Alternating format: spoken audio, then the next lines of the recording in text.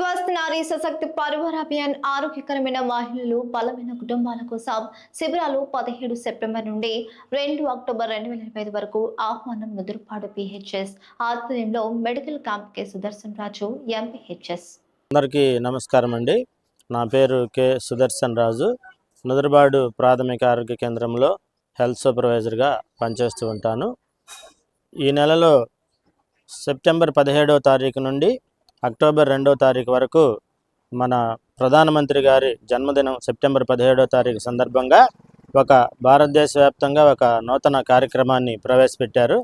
ఆ కార్యక్రమం పేరు స్వస్థ నారీ సశక్తి పరివార్ అభియాన్ అనే ఈ కార్యక్రమాన్ని భారతదేశ వ్యాప్తంగా అన్ని గ్రామాల్లో మహిళలకు ఉచిత మెడికల్ క్యాంపులు నిర్వహించడం జరుగుతుంది. ఈ కార్యక్రమం యొక్క ముఖ్య ఉద్దేశం ఆరోగ్యవంతమైన మహిళ, శక్తివంతమైన కుటుంబం అనేది ఈ కార్యక్రమం యొక్క ప్రధాన ఉద్దేశం.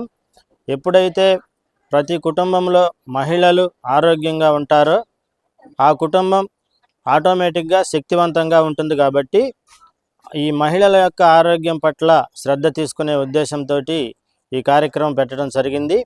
కాబట్టి ప్రతి గ్రామంలో కూడా ఉచిత మెడికల్ క్యాంప్స్ నిర్వహించి ఈ మెడికల్ క్యాంప్స్లో మహిళలు, కిషోర బాలికలు, అదేవిధంగా చిన్నపిల్లలకు టీకాలు, అదేవిధంగా కంటి వైద్యం, ఈఎన్టీ వైద్యం, అనేక వైద్య పరీక్షలు నిర్వహించి రక్త పరీక్షలు నిర్వహించి ఉచితంగా మందులు ఇవ్వటం జరుగుతుంది.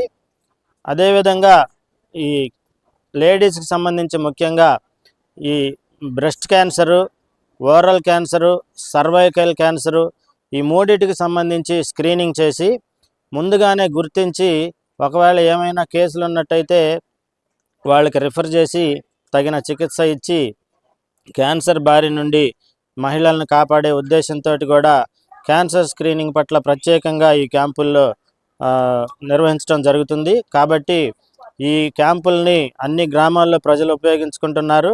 ఇప్పటికే ఈరోజు సెప్టెంబర్ 26వ తారీఖు కాబట్టి ఆల్రెడీ మా నుదురుపాడుకు సంబంధించినటువంటి అన్ని గ్రామాల్లో కూడా ఈ క్యాంపులు నిర్వహించడం జరుగుతుంది. ఈరోజు బేతపూడిలో నిర్వహిస్తున్నాము.